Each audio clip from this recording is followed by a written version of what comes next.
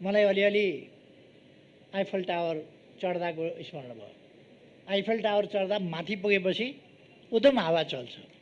यसमा पनि मान्छेले जहिलेसुकै जस्तोसुकै गर्मीको मौसममा चढ्यो भने पनि त्यहाँको चिसो हावाले बेग्लै प्रकारको आनन्द दिने गरी यो निर्माण भएको छ। प्रधानमन्त्री केपी शर्मा ओलीले पुनर्निर्मित धरहराको उद्घाटन गरेका छन्। त्यो त्यति उचाइमा भएको हुनाले तीव्र वेगका साथ, यहाँ जस्तो होइन, यहाँ हावा चलेको छैन, हल्का हावा चले होला, तर माथि धेरै वेगका साथ हावा चलेको छ। किनभने त्यो त्यति उचाइमा छ जसले गर्दा त्यहाँ वेगका साथ हावा चल्छ। धरहरा रहेको स्थान सुन्दहरामा शनिबार बिहान आयोजित एक कार्यक्रमका बीच प्रधानमन्त्री ओलीले धरहराको उद्घाटन गरेका हुन्। धरहरामा राखिएको शिलालेख अनावरण गरेपछि उनी बाल्कोनीमा पुगेका थिए। त्यहाँबाट उनले काठमाडौँ उपत्यकाको दृश्य अवलोकन गरेका थिए। लिफ्टबाट 20औं तलामा रहेको बाल्कोनीमा पुगेर प्रधानमन्त्री ओलीले पुष्पवृष्टि समेत गरे।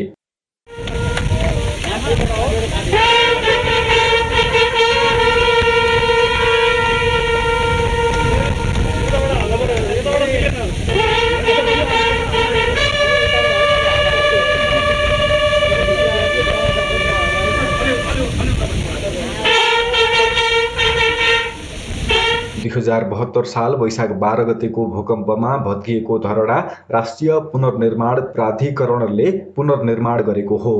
धरहरा पुनर्निर्माणको शिलान्यास प्रधानमन्त्री ओलीले 2075 साल पुस 12 गते गरेका थिए।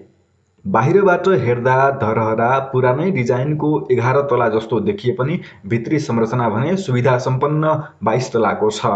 यसको अग्लाई जमिनबाट 83.85 मिटर रहेको राष्ट्रिय पुनर्निर्माण प्राधिकरणका सचिव मणिराम गेलालले जानकारी दिए। 1990 सालको भुइँचालो अघि धरहरा 11 तलाको थियो। सो भुइँचालोले 2 तला भत्किएपछि 9 तलामा सीमित भएको थियो। धरहराको उद्घाटन गरिए पनि पुनर्निर्माणको सबै काम भने सम्पन्न भइसकेको छैन। त्यसैले अहिले नै धरहरा अवलोकन गर्न जान पाइँदैन।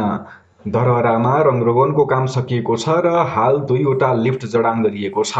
यद्यपि तत्काललाई एउटा मात्र लिफ्ट सञ्चालन गरिएको छ। पार्किङ क्षेत्र, बगैँचा लगायतको काम पनि जारी छ। 2072 साल वैशाख 12 को भूकम्पले भत्किएर बाँकी रहेको धरहराको तल्लो भागलाई सिसाभित्र राख्ने योजना समेत प्राधिकरणका सचिव गेलालले बताए। गोर्खाको पारपाक केन्द्रबिन्दु भएर गएको भूकम्पमा परि 8000 बढीको मृत्यु भएको थियो भने हजारौं भौतिक संरचनामा क्षति पुगेको थियो। महारानी ललित त्रिपुरा सुन्दरीको सम्झनामा तत्कालीन प्रधानमन्त्री भीमसेन थापाले विक्रम सम्वत 1882 मा धरहरा बनाउन लगाएका थिए। त्यसैले धरहरालाई भीमसेन स्तम्भ पनि भनिन्छ। 1990 सालको भूकम्पले भत्किएको धरहरा तत्कालीन राणा प्रधानमन्त्री जुद्ध शमशेरले पुनर्निर्माण गराएका थिए। 2072 सालको भूकम्पमा पुनः भत्किएपछि सरकारले आर्थिक कोष खडा गरेर मेरो धरहरा मै बनाउँछु अभियान सुरु गरेको थियो। धरहरा पुनर्निर्माणमा 3 अर्ब भन्दा बढी लागत लाग्ने अनुमान गरिएको र कोषबाट अपुग रकम सरकारले बेहोर्ने राष्ट्रिय पुनर्निर्माण प्राधिकरणले जनाएको छ।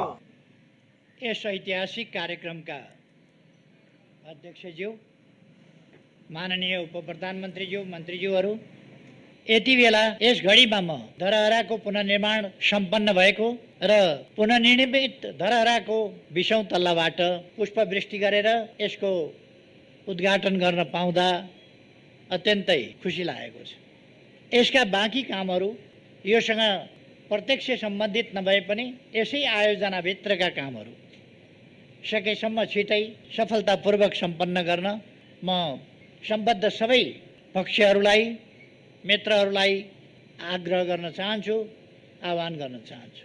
यो निर्माण गर्ने काममा डिजाइनका कामदेखि लिएर यसको हरेक पाइला पाइलामा निरीक्षण गर्ने कामदेखि लिएर यसको समग्र निरीक्षण सुपरिवेक्षणका कामहरू गर्दै यो सफलताका बिन्दुसम्म ल्याइ पुर्याउने पुनर्निर्माण प्राधिकरण, त्यसका कार्यकारी प्रमुख लगायत प्राधिकरण सिंहैलाई म बधाई भन्न चाहन्छु र धन्यवाद भन्न चाहन्छु। तमाम व्यक्तिहरू जसले दुःख मेहनत गरेर यसलाई सम्पन्न गर्नुभएको छ, सबैप्रति पनि म धन्यवाद ज्ञापन गर्न चाहन्छु। आज राति पनि मैले हेरिरहेको थिएँ, राति पनि काम चलिरहेको थियो। यसलाई लिप्ने, बढार्ने पोत्ने अनेक कामहरू आज राति पनि देखाइराखेको मैले देखेको थिएँ। यसरी दिन रात नभनिकन यस काममा जुटेर यसलाई सफल बनाउने सबै धन्यवादका पात्र हुनुहुन्छ। हामीले धरहराको पुनर्निर्माण एउटा नेपालको गौरव, काठमाडौँ चिनिने एउटा काठमाडौँको परिचय, नेपालको परिचय, नेपालको गौरव र यससँग एउटा इतिहास पनि जोडिएको छ। यसरी हामीले यसलाई ढलिरहन दिनु हुँदैन थियो। 72 साल फागुन 4 गते सुरु गरेको मै बनाउँछु मेरो धरहरा अभियान अन्तर्गत हरेक नागरिकले आफ्नो तर्फबाट गर्ने योगदानबाट नै हामी धरहरा बनाउँछौँ भन्ने अभियान थालेको थियो। तर त्यो अभियान त्यस रूपमा अगाडि जान सकेन। त्यसका कारणहरूतर्फ म जान चाहन्न, तर जान सकेन।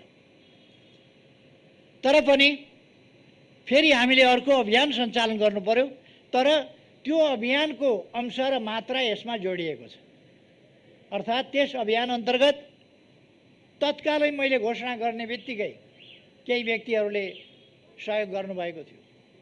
त्यसै स्थानमै सहयोग गर्नुभएको थियो र मैले अहिले नाम बिर्सेँ, उहाँले बताउनु भएको थियो। उहाँले तत्काल 1000 रुपियाँ दिएर सुरु गर्नुभएको थियो। एकजना व्यक्ति त्यहाँ उपस्थित भएको सर्वसाधारणले। त्यहाँबाट त्यसको अभियानको सुरु भएको थियो र सायद 36 करोड जति रुपियाँ त्यसमा उठ्यो होला। 24 करोड रकम उठेको रहेछ।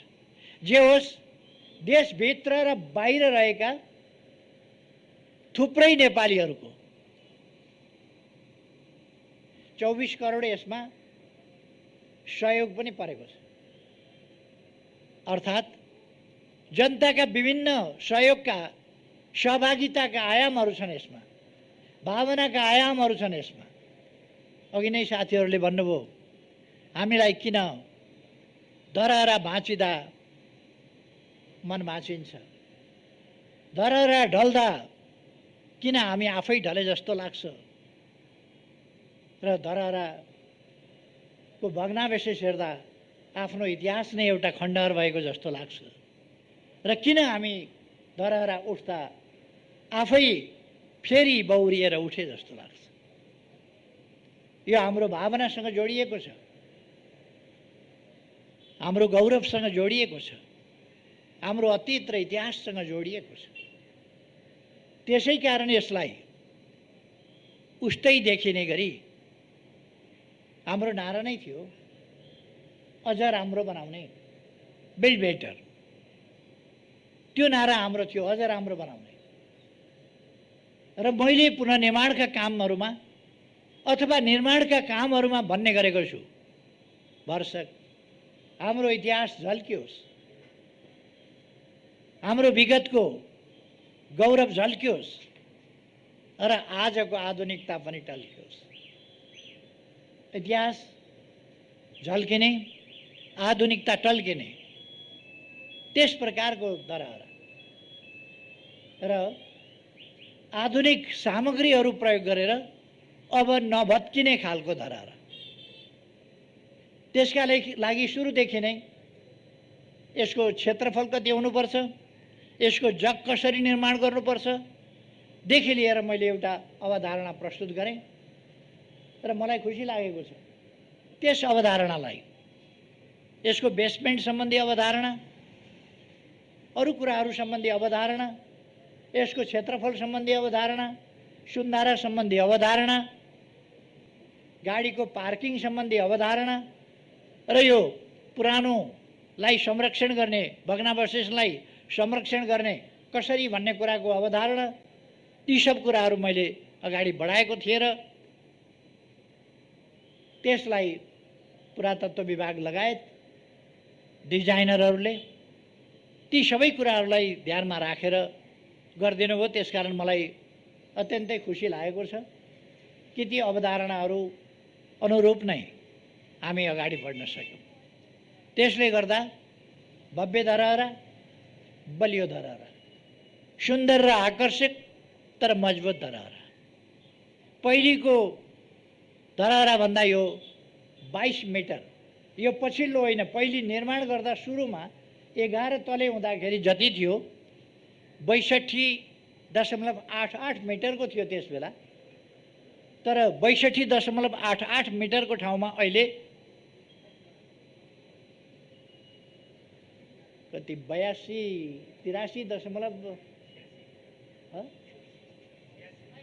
86.5 85 हो 86.85 मिटरको 61.88 मिटरको ठाउँमा अहिले 86.85 मिटरको अथवा 22 मिटर, पहिलेको भन्दा 22 होइन 24 मिटर अल्गो भएछ होइन।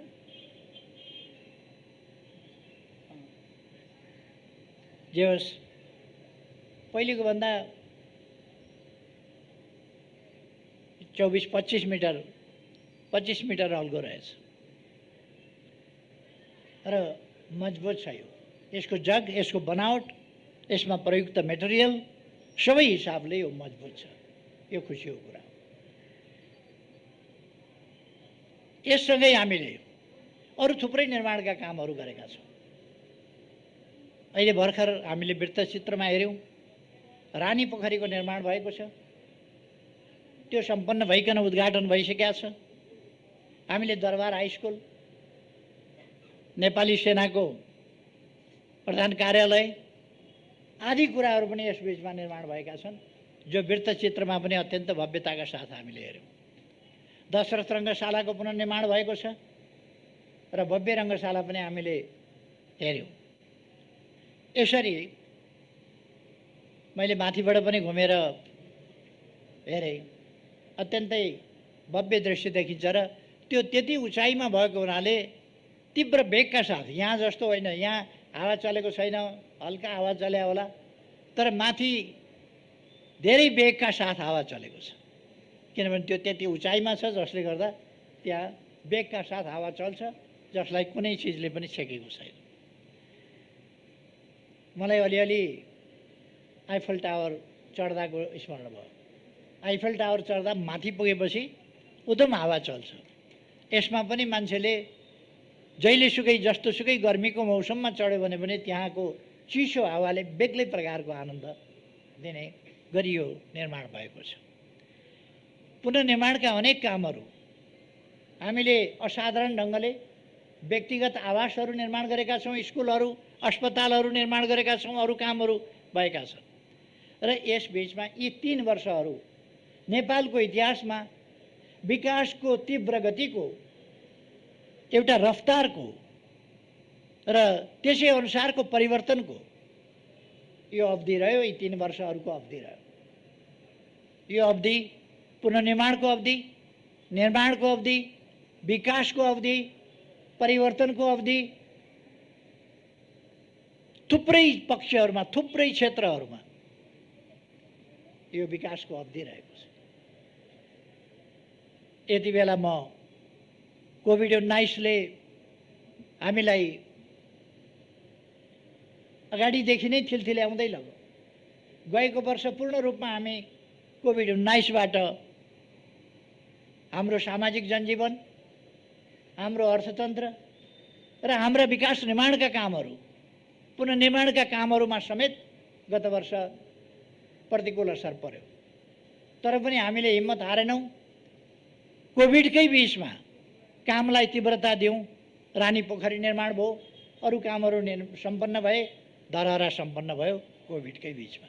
अर्थात् कोभिड भयो भनेर हामी निराश भएर बसेनौँ। कोभिडको सम्बन्धमा अपनाउनु पर्ने सतर्कता अपनाउँदै यति बेला म नेपाली जनतालाई, सम्पूर्ण दिदीबहिनी दाजुभाइहरूलाई आग्रह गर्न चाहन्छु, देश हामीले बनाउने हो, हामीले बनाउने हो देश, र हामी बनाउन सक्छौँ। हामी सहयोगापेक्षी भएर बस्ने होइन, हामी कर्मठ भएर बस्ने हो। नेपाली जाति भिखमङ्गा हुन सक्दैन। दान गर्ने दाता जाति हो, भिखमङ्गा होइन। त्यसकारण यसलाई दाताको हैसियतमा उठाउन हामीले आफ्नो ठाउँबाट प्रयास गर्न जरुरी छ।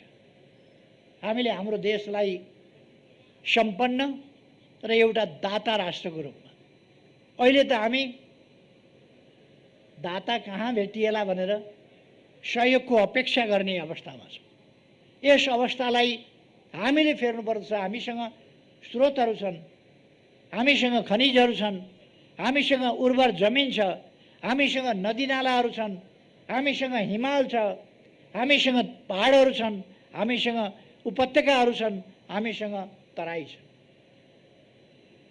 हामीसँग भौगोलिक विविधता छ, जैविक विविधता छ, वनस्पतीय विविधता छ। यो साधारण कुरो होइन। हामीले विविधता अनुरूपका उत्पादनहरू गर्न सक्छौँ।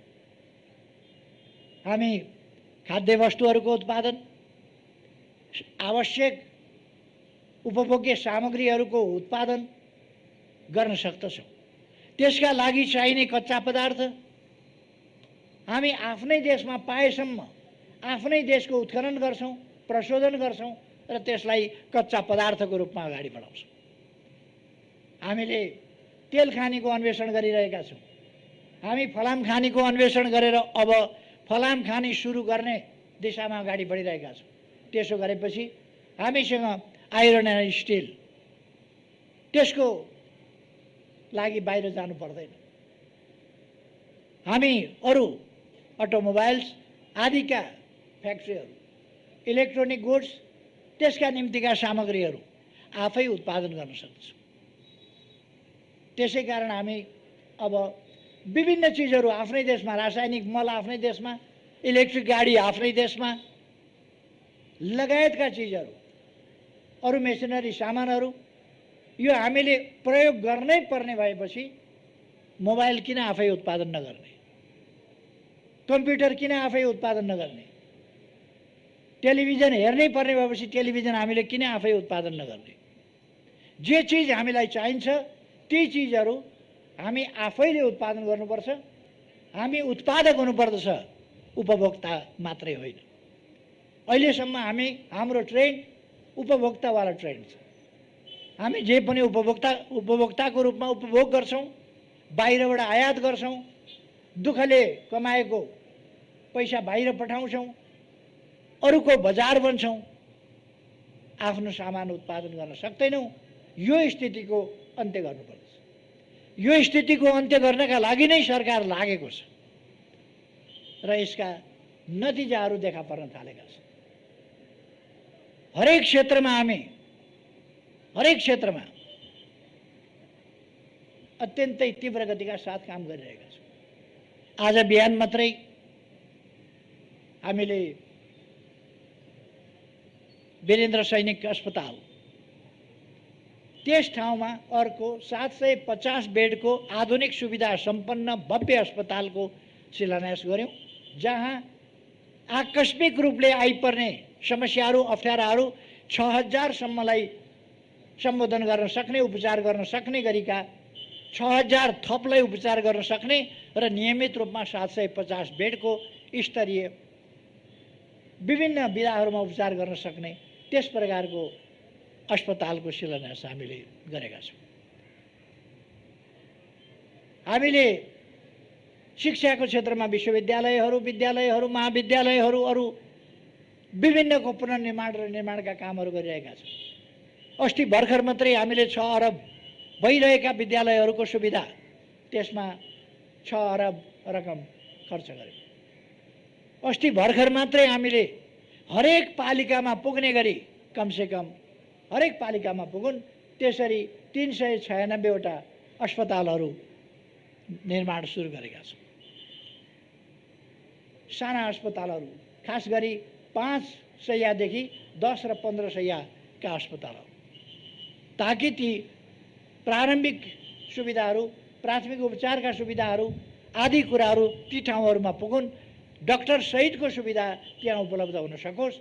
यसका लागि हामीले कामहरू सुरु गरेका छौँ। अहिले हामीले गरेका विकासका कामहरू, हामीले गरेका नयाँ कुराहरू, नयाँ चिजहरू के हामीले गर्यौँ त्यो सबैको फेरिस्त अहिले म यहाँ प्रस्तुत गर्न लागिरहेको छैन। तर हामी एउटा मात्रै होइन, एक क्षेत्रमा मात्रै होइन, अनेक क्षेत्रमा बाटा घाटा पुल पूर्वाधार विद्युत खानेपानी यहाँहरूलाई थाहा छ। अहिले काठमाडौँमा 17 करोड लिटर मेलम्चीको पानी सप्लाई हुने गरेको छ र हामीले यस बीचमा छिटोभन्दा छिटो काठमाडौँमा मेलम्चीको पानी ल्याइपुर्याउन धारा धारामा बाँड्नका लागि धेरै मेहनत गर्नु पर्यो र त्यसको फलस्वरूप काठमाडौँमा पानी वितरण भएको छ। मान्छेहरूले भयावह चित्रण गर्ने गर्थे। मेलम्चीको पानी आउने बित्तिकै भयावह स्थिति हुनेछ, ठुला दुर्घटना हुनेछन्, पाइपहरू पटापट फुट्नेछन्, अनेकतिरबाट भयावह स्थिति सिर्जना हुनेछ आदि इत्यादि आतंक मान्छेहरूलाई यस्तो पारिदिएको थियो कि वर्षक मेलम्चीको पानी नआए हुन्थ्यो कि क्या हो, मेलम्चीको पानी आयो भने त विनाश गर्छ कि क्या हो, कुनै विनाश गर्दैन। त्यो सबै हेरेर आकलन गरेर त्यसको परीक्षण गरेर प्रयोग गरेर अनि मात्रै वितरण गरिएको छ। अब थप आयोजनाहरू हामी यारी र लार्केबाट 17 करोड लिटरका दुईटा थप आयोजनाहरू छिटै प्रारम्भ गर्दैछौँ। तराईका सिँचाइका कामहरू, भेरी बबई डाइभर्सनका काम, सुनकोशी मरिन डाइभर्सनका काम, यी कामहरू अगाडि बढिरहेका छन्। अर्थात् यस्ता थुप्रै विकास निर्माणका काम भएका छन् जसमा मैले धेरै केही भन्नुपर्ला जस्तो लाग्छ। त्यसकारण आज यो धरहरा, पुनर्निर्मित धरहरा उद्घाटन गरेर धरहराको फेदमा हामी पुनर्निर्मित धरहरा, भव्य धरहराको फेदमा हामी यो कार्यक्रम मनाइरहेका छौँ। यति बेला म काठमाडौँवासी र सम्पूर्ण नेपाली दाजुभाइ दिदीबहिनीहरूको जुन गर्वानुभूति छ, खुसियाली छ, त्यसमा सरिक हुन चाहन्छु। आज अवश्य नै काठमाडौँवासीहरूले यस खुसियालीमा दीपावली गर्नुहुनेछ भन्ने मैले विश्वास लिएको छु। कमसेकम हामी आफ्ना घरमा दीपावली गर्न सक्छौँ। दीपावली गरौँ भन्ने आग्रह गर्न चाहन्छु। यो खुसीको क्षण हो। आज अर्को एउटा ऐतिहासिक दिन हो। दरबार हत्याकाण्डपछि फेरि बनेको निरङ्कुश राजतन्त्र, त्यसले जनताका अधिकारहरू खोसेर एउटा निरङ्कुश अन्धकार युगतिर नेपाललाई फर्काउन खोजेको थियो। नेपाली जनताका सचेत प्रयासले आजकै दिन 15 वर्ष अगाडि 63 साल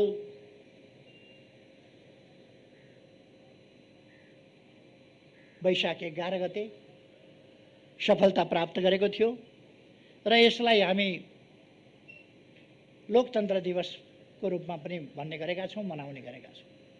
यस लोकतन्त्र दिवसको सन्दर्भमा पनि म सम्पूर्ण नेपाली दाजुभाइ दिदीबहिनीहरूमा हार्दिक बधाई भन्न चाहन्छु, धेरै धेरै शुभकामना भन्न चाहन्छु। लोकतन्त्र सुदृढ हुँदै गएको छ। लोकतन्त्रलाई कमजोर पार्न खोज्ने दक्षिणपन्थी प्रतिक्रियावादी शक्तिहरू कमजोर हुँदै गएका छन् र विभिन्न प्रकारले देश, जनता, विकास, समृद्धि, जनताको सुखसँग मतलब नभएका स्वार्थमा तल्लीन तत्त्वहरू छटपटाइ पनि रहेका छन्। यसमा चिन्ता गरिरहनु पर्दैन। म सम्पूर्ण दाजुभाइ दिदीबहिनीहरूलाई भन्न चाहन्छु, हामीले हाम्रो देश विकास गर्ने हो, समृद्ध बनाउने हो र नेपाली जनतालाई सुखी बनाउने हो। यसका निम्ति आफ्ना ठाउँबाट हामी इमान्दारिताका साथ जुटौँ। धरहरा निर्माण हुँदो रहेछ भयो, रानी पोखरी निर्माण हुँदो रहेछ भयो, मेलम्चीको पानी ल्याउन सकिने रहेछ आयो। यी सबै कामहरू हामी गर्न सक्दा रहेछौँ। अब अगाडिका कामहरू, समृद्धिका निम्तिका हाम्रा प्रयासहरू पनि सफल हुन सक्छन्। सफल पार्दै हामी अगाडि बढ्न सक्छौँ।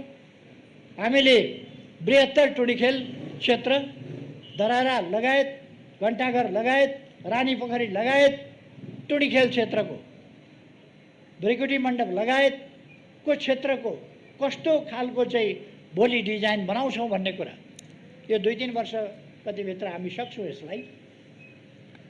त यो पनि डिजाइन अघि प्रस्तुत भएको थियो।